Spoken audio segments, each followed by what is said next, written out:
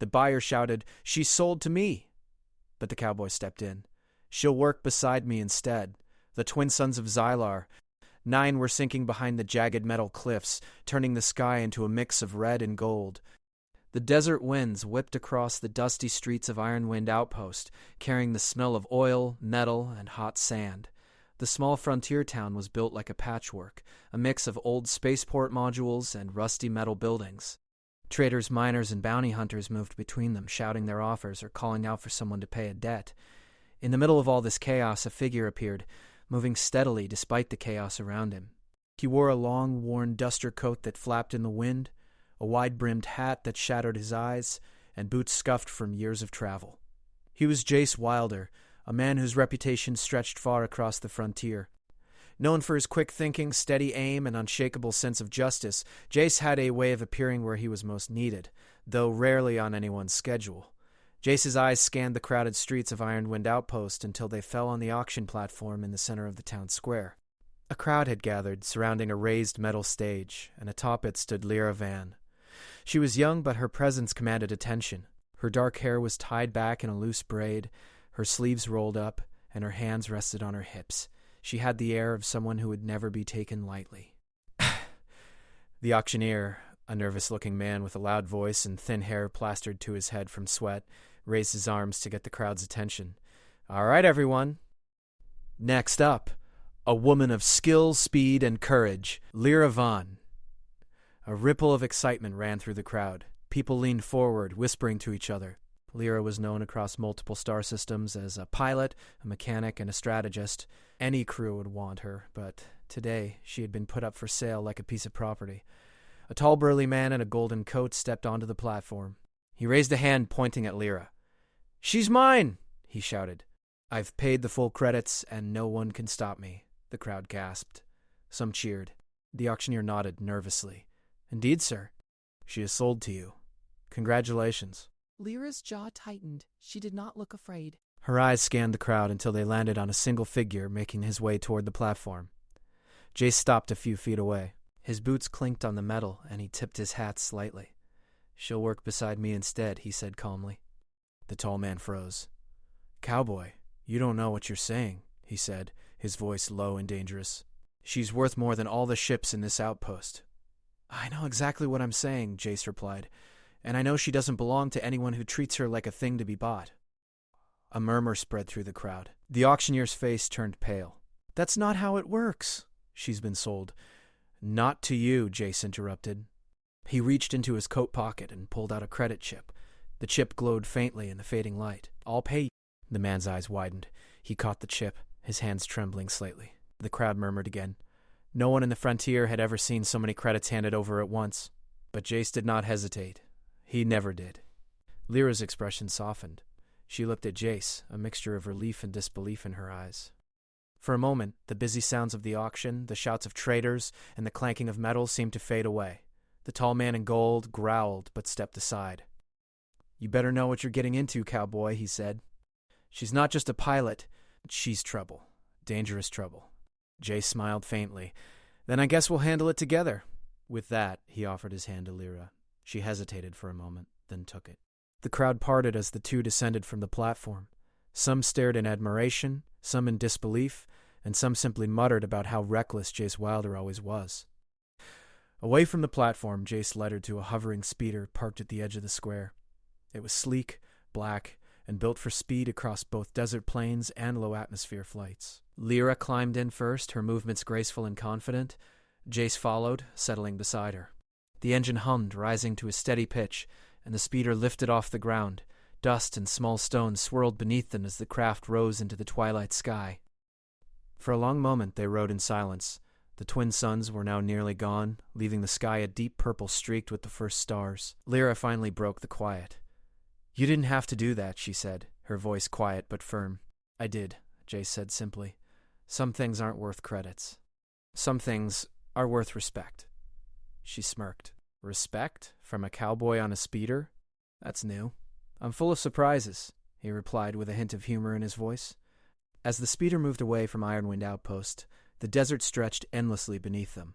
The galaxy beyond was filled with unknown dangers. Pirates who would raid without warning, rogue AI patrols, and corrupt governors who had no patience for those who disrupted their profits. Yet in this moment, Lyra felt something she had not felt in a long time: freedom. "We'll need a plan," he said. "I already have one," Lyra replied, her eyes glinting.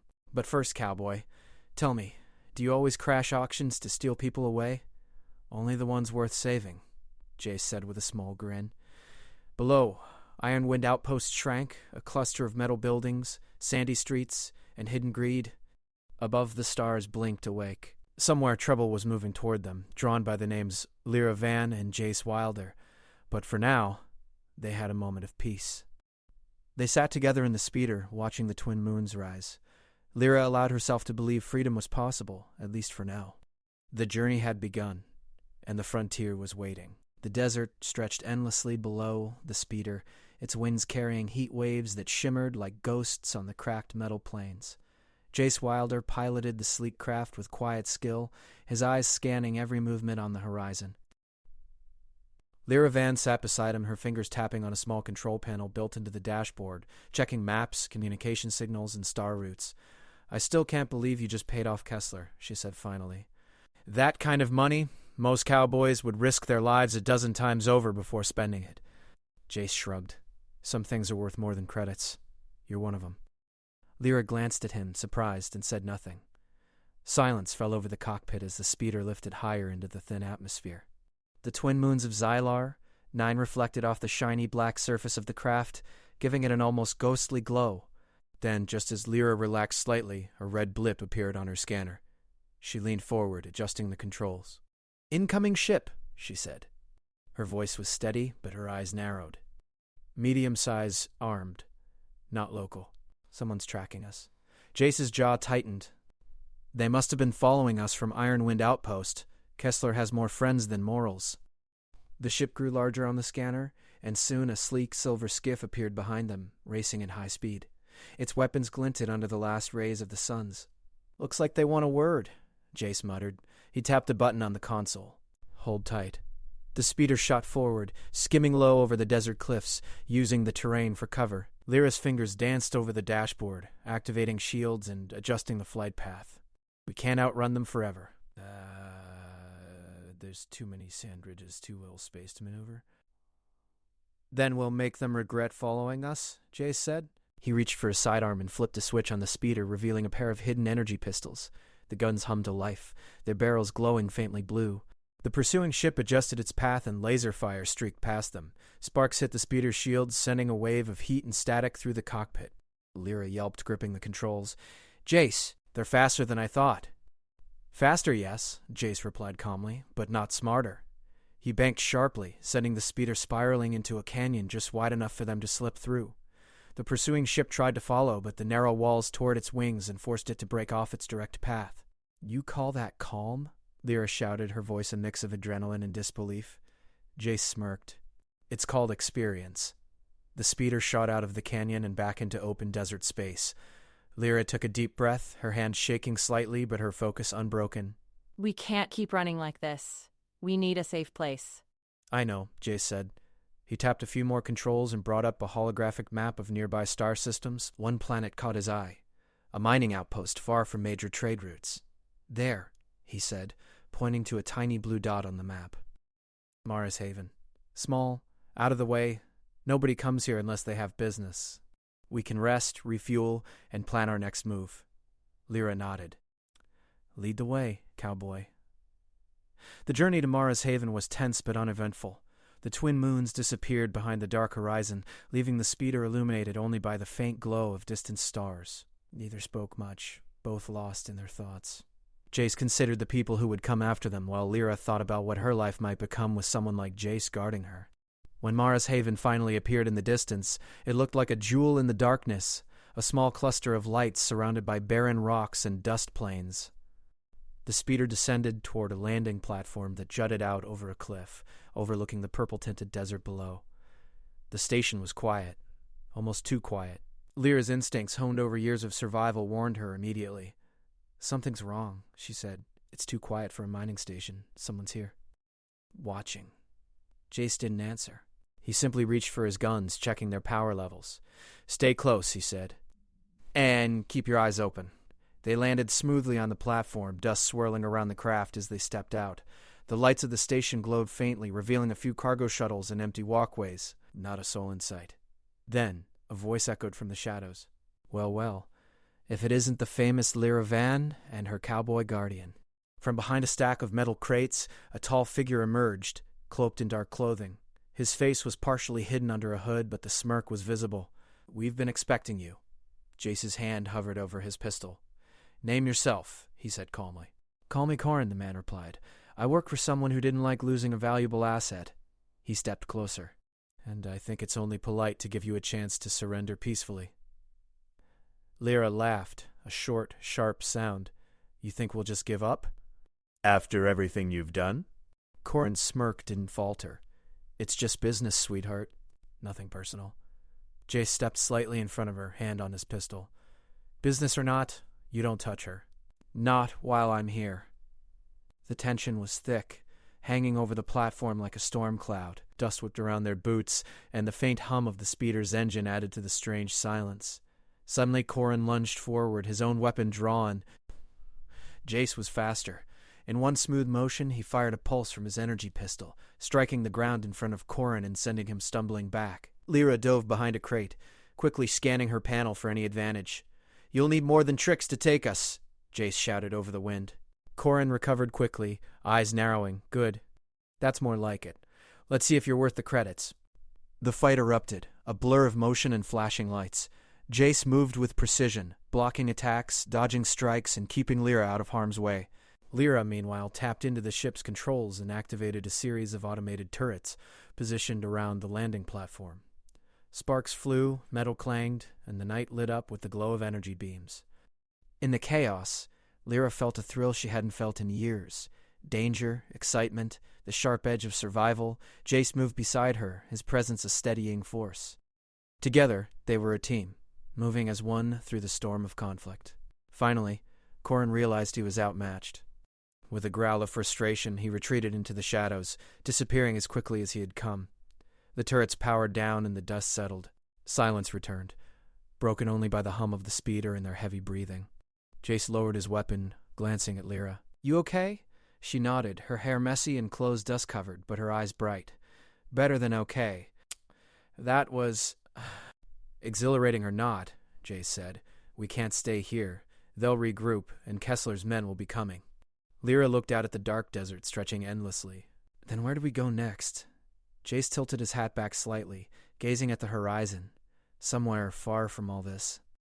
Somewhere they can't follow. Somewhere we can plan. For a moment the two of them stood in silence, letting the desert winds carry away the remnants of the fight. Somewhere out there, the frontier stretched endlessly, filled with danger, opportunity, and freedom. And Jace knew that as long as he had Lyra beside him, he would face it all. Together. The desert night stretched endlessly over Mara's haven. Stars blinked faintly above, and the twin moons cast a pale light across the jagged rock formations. Inside the small station, the quiet hum of machinery was a reminder that, for now, they were alone. But neither Jace nor Lyra could shake the feeling that danger was still out there, lurking in the shadows, waiting for a moment to strike. They had barely had time to catch their breath after Corin's attack when Lyra began scanning the outer perimeter. I don't like it, she said, eyes flicking over her panel.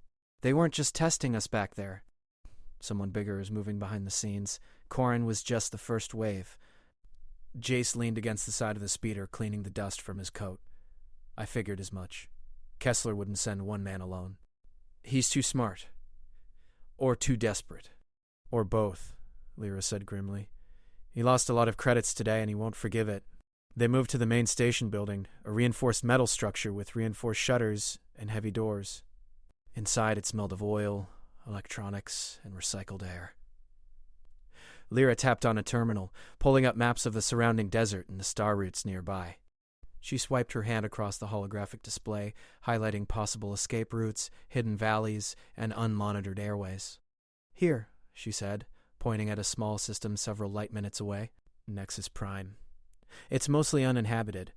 A few mining colonies, nothing like dry water or iron wind. If we can get there, we can lay low and plan our next move. Jace nodded, but getting there won't be easy. We've already been tracked once.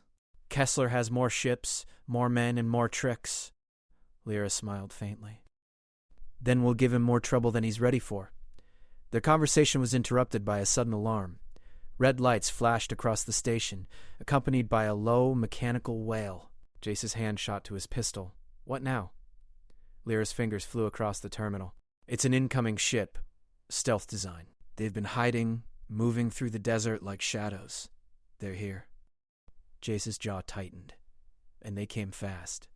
Outside, the shadows of a massive craft loomed over the station, its surface black as the night. Unlike Corrin's agile skiff, this ship was large, heavily armed, and ominous. The hum of its engines was deep, vibrating through the ground. The station shook slightly under its weight. Jace glanced at Lyra. Looks like we're going to have company for a while. Ready? She nodded. Always. The massive ship descended slowly, landing several meters away from the station. Its doors opened with a hiss, revealing soldiers clad in black armor, their faces hidden behind reflective helmets. At the front stepped a figure taller than the rest, carrying a staff that hummed with energy. Even from a distance, Jace could feel the presence of authority and danger. I am Commander Rykar, the figure said, voice amplified and cold. You have interfered with matters beyond your concern. Surrender the girl, and no harm will come to you. Jace's hand hovered over his pistol. You'll have to try harder than that, he said calmly. Lyra moved behind a console, tapping into the station's limited defense systems. They've got shields, she muttered, but we can use the terrain. Narrow passes, high cliffs. We can make them work for it. Riker's troops moved in a disciplined formation, slowly advancing across the rocky ground. Their weapons glowed with faint blue energy. Dust kicked up around them, making the scene feel like a ghostly dance of metal and sand. Jace and Lyra exchanged a glance. Without another word, they moved as one, dashing out the rear exit of the station and into the jagged desert. The twin moons cast long shadows, giving them cover as they navigated the cliffs and canyons. Split? Jace suggested. Split, Lyra confirmed. They ran in opposite directions, forcing Rykar's soldiers to divide their forces. Lyra ducked behind a rock formation, pulling out a compact blaster. She fired precise shots, hitting the armored soldiers' sensors. Sparks flew, and several of them stumbled back. Meanwhile, Jace used his experience in the desert to his advantage. He moved silently, hiding behind boulders and using dust clouds to obscure his path. When a group of soldiers tried to flank him, he activated his hidden pistols, sending energy pulses that forced them to retreat. From her vantage point, Lyra watched the massive ship hovering above. They're coordinating, she muttered. We need a bigger distraction. Jace appeared at the edge of a ridge. Got it. He waved, signaling her. Then he ran toward the cliffs, kicking loose a small boulder. It tumbled down into the path of the soldiers, triggering sensors and alarms. The troops rushed to investigate, leaving a small path clear between Lyra and the station. Lyra took the opportunity. She ran at full speed, vaulting over jagged rocks and reaching the station's side door. Inside, she activated the station's emergency lights, creating a blinding flash that momentarily stunned the incoming troops. Jace was right behind her, breathing heavily but smiling faintly. Nicely done, he said. They moved quickly through the station, reaching a small landing bay where their speeder waited. Lyra climbed in first, starting the engine while Jace loaded their limited cargo. Where to? He asked. Follow me, she said. She had already calculated the safest route to Nexus Prime, avoiding major patrols in unmonitored zones. The speeder shot into the night sky, narrowly avoiding the incoming fire from Rykar's troops. The massive ship hovered for a moment, then moved in for pursuit, its engines blazing with blue light. Lyra maneuvered the speeder through tight canyons, weaving past cliffs and using the terrain to hide from their pursuers. Jace fired sporadic shots to keep the soldiers at bay, targeting their sensors and engines. Sparks flew, metal screeched, and the desert air was filled with the smell of ozone and scorched rock. Hours passed in tense silence, broken only by the occasional exchange of fire. At last, the speeder broke through the canyon's edge and into open desert. Lyra checked the scanners. We've lost them, she said, relief evident in her voice. Jace exhaled. For now. But Rykar won't give up that easily. Kessler sent him for a reason. Then we plan, Lyra said. Nexus Prime will be our base. We can rest, recover, and figure out our next move. But first we need supplies. Jace nodded. Agreed. We'll make it there, and we'll be ready. As they flew over the endless desert, the twin moons slowly faded behind the horizon, leaving the stars to light their path. Somewhere beyond the next ridge, beyond the reaches of Kessler and Rykar, lay the first true step of their journey, a place where they could finally plan, fight back, and survive. and for the first time in days, both Jace and Lyra felt a glimmer of hope. Together, they could face whatever came next. Together, they were unstoppable. The frontier was far from safe, but they were alive, and that was all that mattered for now. The desert stretched endlessly below the speeder as Jace Wilder and Lyra Van approached Nexus Prime. The planet was small, its surface a mix of jagged rock, sand, and scattered mining outposts. At first glance, it seemed almost deserted, with only a few faint lights dotting the horizon, but both Jace and Lyra knew better. In the frontier, quiet always hid danger. "Feels too quiet," Lyra muttered, eyes scanning the landscape. "It's like the planet's holding its breath." "Exactly why it's perfect," Jace said. "Few people come here, fewer still keep an eye on outsiders. If we play it right, we can rest, refuel, and plan without anyone knowing we're here." The speeder touched down on a small landing platform nestled between two cliffs.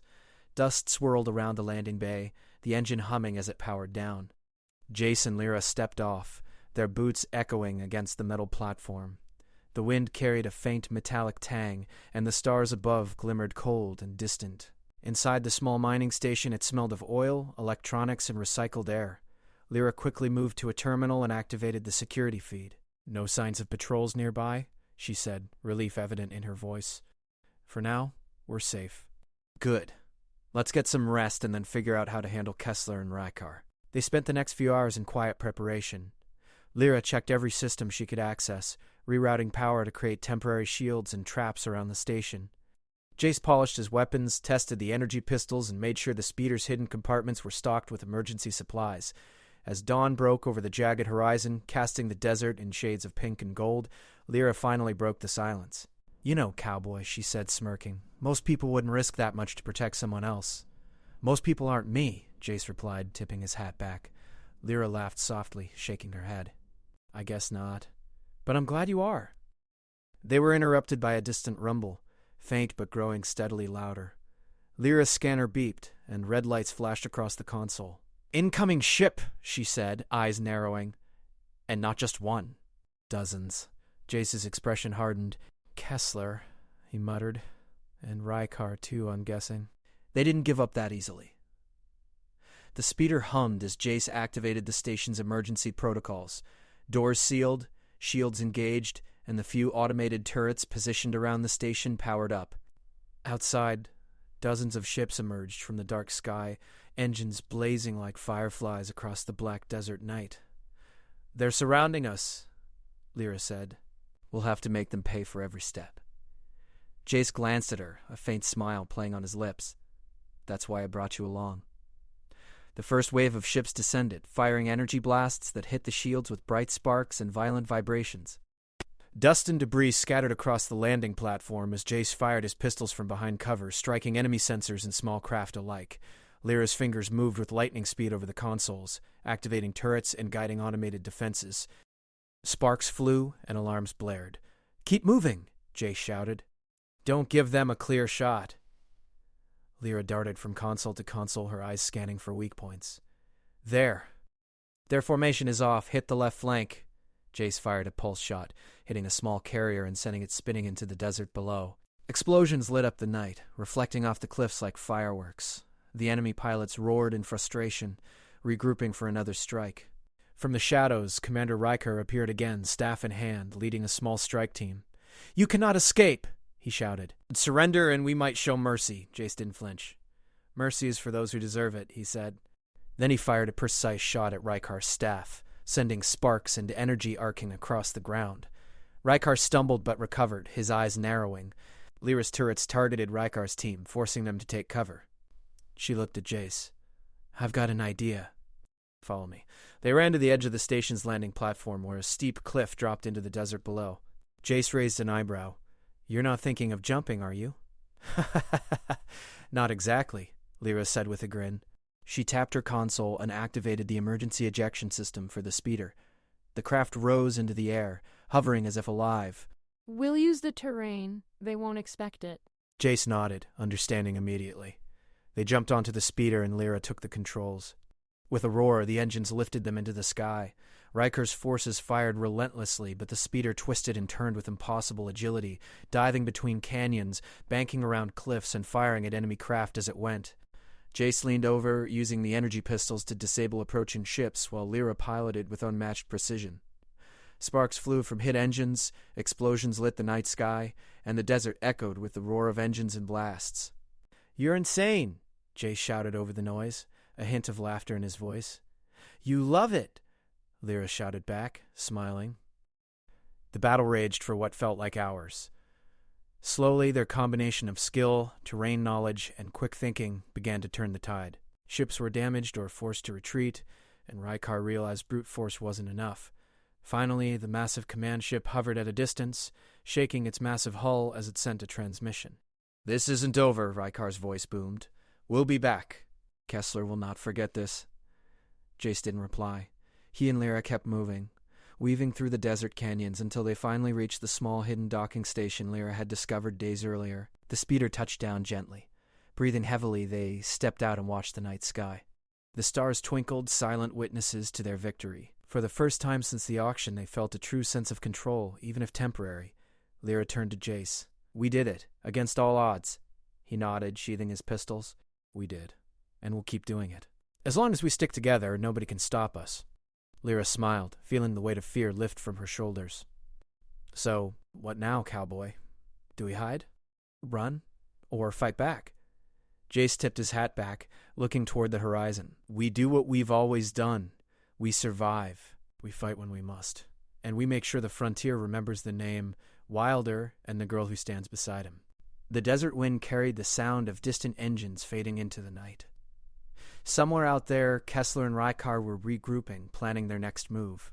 But Jace and Lyra were already ahead, their bond stronger, their resolve unbroken. As the twin moons rose once more, casting silver light across the jagged desert, they mounted the speeder together. Engines hummed, pistols ready, shields engaged. Ahead lay countless dangers, hidden corners of the galaxy, and challenges that would test them like never before. But for the first time, both knew one thing for certain. They would face it together, and the frontier would never be the same again.